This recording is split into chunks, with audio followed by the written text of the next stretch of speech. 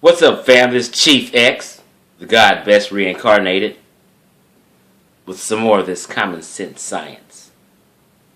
Okay? So, this is a recap and a critique of the debate that went down a few weeks ago, titled KEMET on Trial. Okay? So, I watched the whole debate. Paid my $1.50 on YouTube and watched it 2 times, okay? And it was a energetic debate, and the KEMET team totally destroyed them boys. I mean, it was child abuse. The Amun-Ra squad, Shaka Amos and Polite, should be charged and arrested for child abuse. It wasn't close. Ain't but a group of people who say KEMET won, who say the Hebrew brothers won, and that's the Hebrews.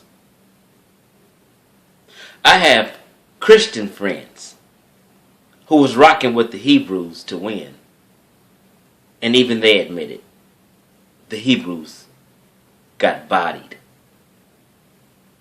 Okay? It was like Mike Tyson versus Michael Spinks. It was that bad. It was an embarrassment. Now, first off, the Hebrews are 2-1 in debates. They won 1 debate, and that was against Brother Polite.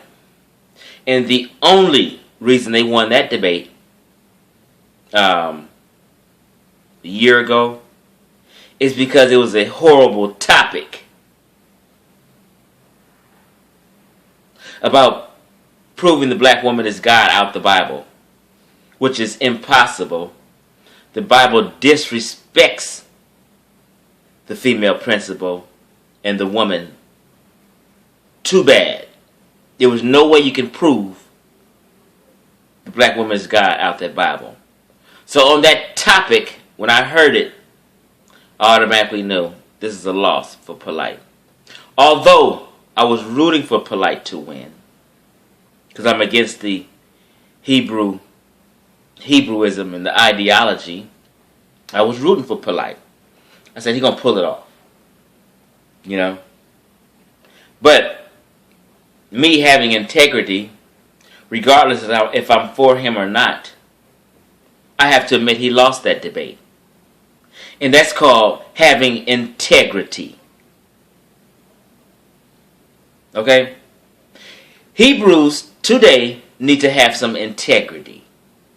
And I'm waiting on one Hebrew who's a factor in the debate game and on the lecture circuit. I'm waiting for just one Hebrew to come out and admit and show some integrity and get some respect and admit, you know what, we didn't do a good job. We lost that debate. Maybe next time. We won one. You can't win them all. I'm just waiting for one Hebrew to come out with some integrity and admit that they took a loss and that they didn't do a good job in the debate. Just one. Come out the closet, please. Do us all a favor. Okay, now, the debate starts off with the Brother Gabar and his, I don't want to say helper, but the youngster he's around with a lot. And they went in on Shaka Amos' book. Shaka Amos' book isn't on trial. KEMET was on trial. Okay? I don't know where they was going with that. And you're talking about we have a public listening. The public may not know nothing about Shaka Amos and his book. Okay? His book wasn't on trial. KEMET was on trial. Okay? So I was at a loss for the angle and the tactic of that. Okay? Not too many angles that can go, so I can understand why they attack certain things. Okay? KEMET wasn't on trial. This was a mistrial. You filed the paperwork in court, and the case got dismissed for lack of evidence and proof. Okay? So, Shaka Amos came with some scholarship with what he had to work with. And did a great job. Moved the crowd. Okay? Now, if Gabar and them wanted to dissect Shaka's book, I mean, you nitpicking on words, if this word means that, if this don't mean that, just really silly shit. His book proves, beyond a shadow of a doubt, with any sane mind who reads it, that the Bible is a direct correlation of the things that he has in his book. Okay? It's a copycat. They're plagiarized. So what if a word or two is out and different and this means that? That's child's play. Just using common sense. His book is on point. And put the whole Hebrew community on blast. It's plagiarization. Okay? Now, we move on, and Polite comes on. No, first of all, the Hebrew War Machine and team had as its opening a Mexican. Call it what you want. I'm from California. I know what a Mexican look like. They got a Mexican representing them. And this is the Afrocentric community, black folk. And you got a Mexican on stage talking about black history, African history to black folk. The fuck is that? Wrong move and wrong tactic. He shouldn't even been on stage. Sit Julio's ass down somewhere and don't ever bring him on stage again. Talking to black folk, my babies, and my queens and sisters. He has no business on the stage, let alone in the damn building. Okay? Now, Polite goes up there and just abuses the rest of the crew.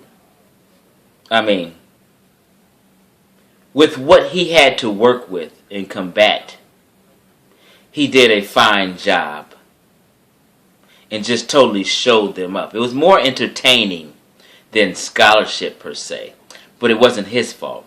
It was just what he had to work with.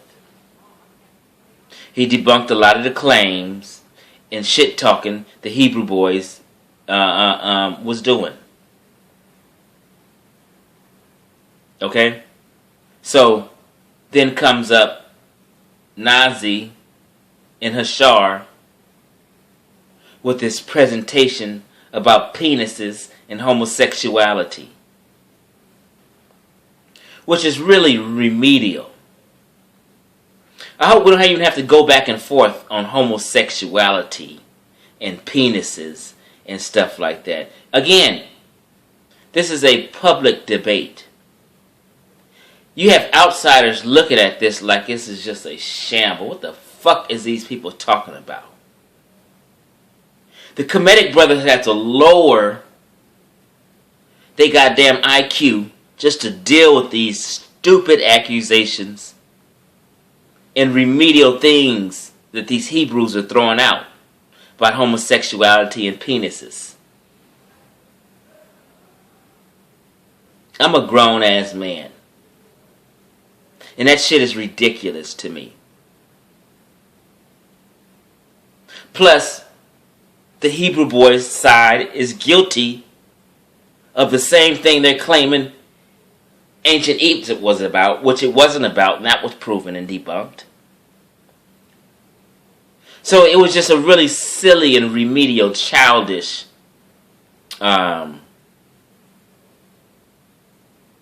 topic that they was talking about. You understand? I'm just like, I was embarrassed for the KEMET team that they had to lower their standards and discuss a bunch of childish shit. And these brothers, the Amun-Ra squad, Polite, Shaka Amos, are brilliant minds who have a lot of information to give and teach the public. But they had to lower their scholarship abilities to deal with childish Hebrew bullshit. That's real talk. Okay? The KEMET team is better than that and deeper than that. But again, we didn't have much to work with. We had to touch on the accusations and claims. Okay? And done a good job. Okay? Amun-Ra squad came out and smashed. Brought some real scholarship. You know what I mean? And just the whole thing was basically child abuse. You know what I mean? Hashar and Nazi, their presentation was very childish. It was very childish and unscholarly. They're quoting literature that is basically interpretations of interpretations of interpretations. You know what I mean? Certain men's interpretations of things who they got wrong, and using that as scholarship. Very silly. And I get kind of mad just kind of sometimes thinking about the debate and the topic that we had to discuss. We should have been discussing some real things. Like, are your prophets real? Where's the proof of them? All the concepts and philosophies of the Bible, it's just a book of 1,000 pages, 66 books, and you want to focus on homosexuality and penises. That shouldn't even been a discussion. Get to the nitty-gritty. Hebrewism is basically Christianity with a black face. They rep the same holy book. Christians and Hebrews read the same holy book. They have the same prophets. The same events. It's the same book. It's Christianity.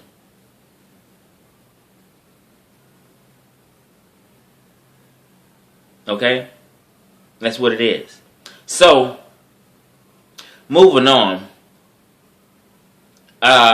And I really just wanted to speak like as in an open letter to my Hebrew brothers. Okay? And I had made a video before when Moors had the debate. Moors are 0-4 in debate. The Hebrews are 2-1. Tazariak is the coldest Hebrew on the scene, and he wasn't even on the stage. To me, Captain Tazariak is the baddest Hebrew out there, as far as his intellectual abilities and his ability to debate. They should have had him on the stage. Okay? And for some reason, I respect him, because I just like his style. I like his get down. I totally disagree with his ideology, but I just like his style and his get down. Okay? So I have a respect for one Hebrew brother in regards to debating and discussions and dialogue, and that is Captain Tazariak of ISUPK. Okay?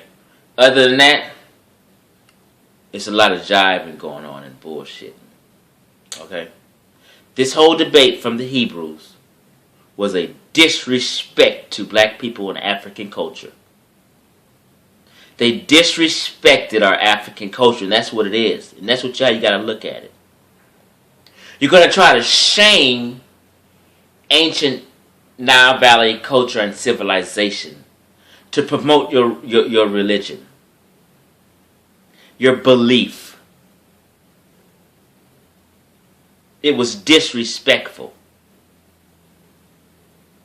and foul. I hope no children, none of our babies was watching any of this debate, because a bad taste would be in their mouth.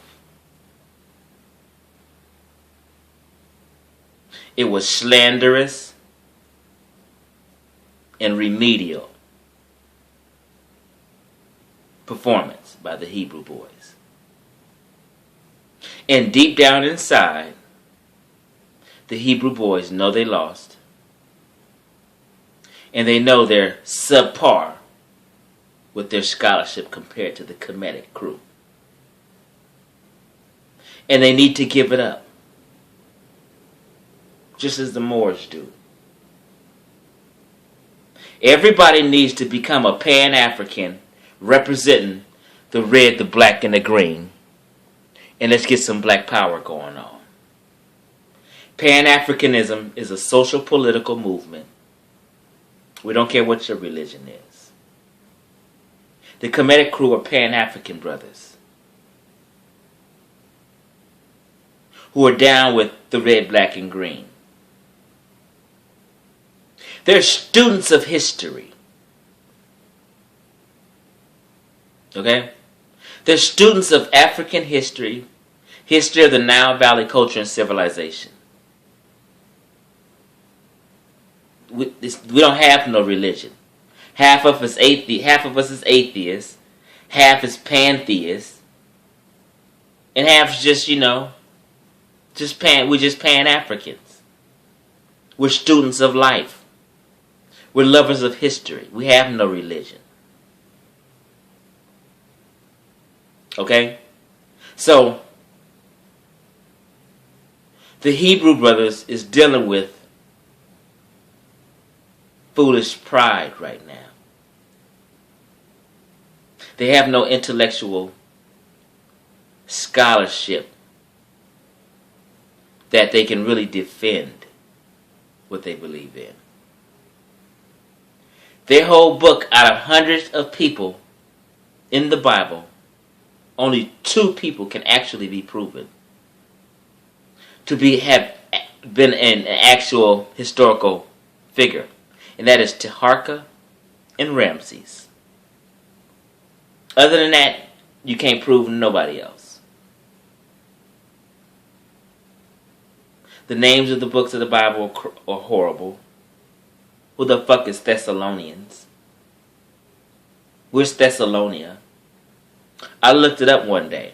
I said, what the fuck is these crazy names for in the Bible? Who the fuck is Thessalonia?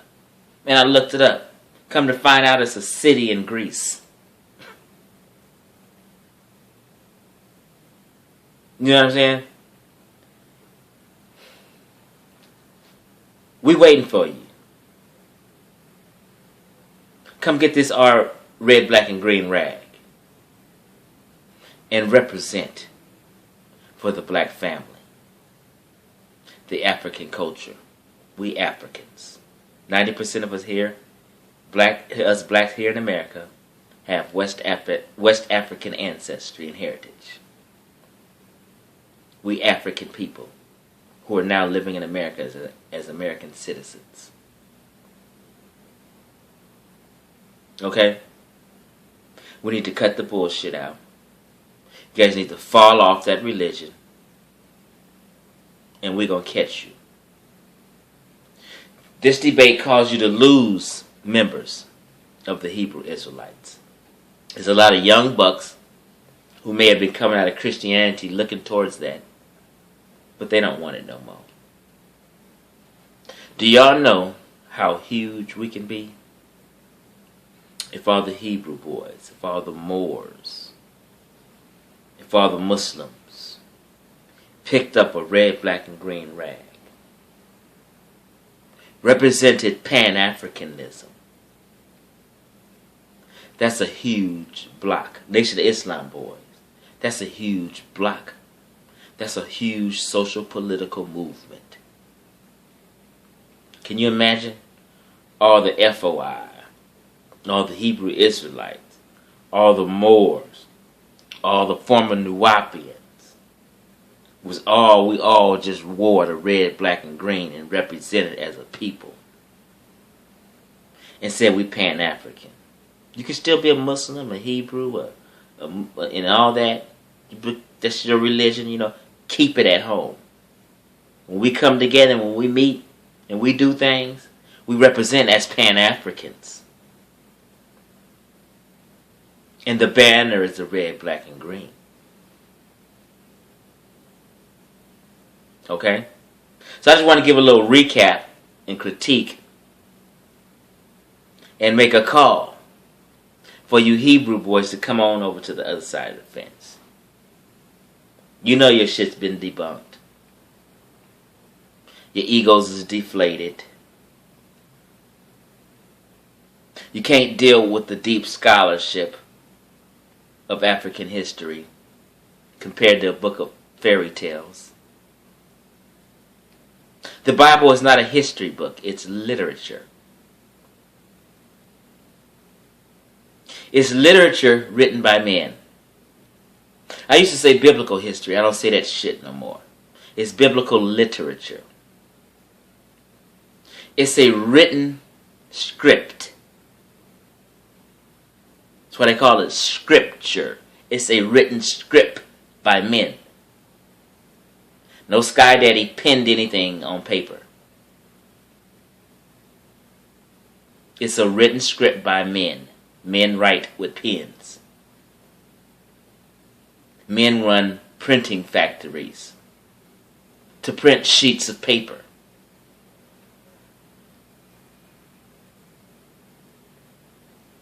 Okay? So, RBGs is waiting for you. And sooner or later we're going to get this ball rolling. But we got to get to have these debates and discussions and things like that to iron out the kinks. You know what I mean? And straighten things out. Revolution is not overnight. Just like colonization and imperialization happened over centuries. Revolution is going to take centuries. It won't be complete in our lifetime, not even in our children's lifetime. We're doing all this and planting seeds right now for our great-great-great-grandbabies. For our future generation 1, 2, 3, 400 years down the line. But liberation is going to come to fruition. The cream will always rise to the top. Even if nature takes care of it, the cream going to rise to the top. As men and women, we are co-creators in the universe. And we're going to create our own new reality. Out with the old, in with the new. And the cream will rise back to the top. So, I'm Chief X, the God best reincarnated. I just wanted to kick around a little talk and put in my 2 cents. Okay? Let's have some more mature debates and no more silly ass topics. Chief X with the Common Sense Science, I'm out.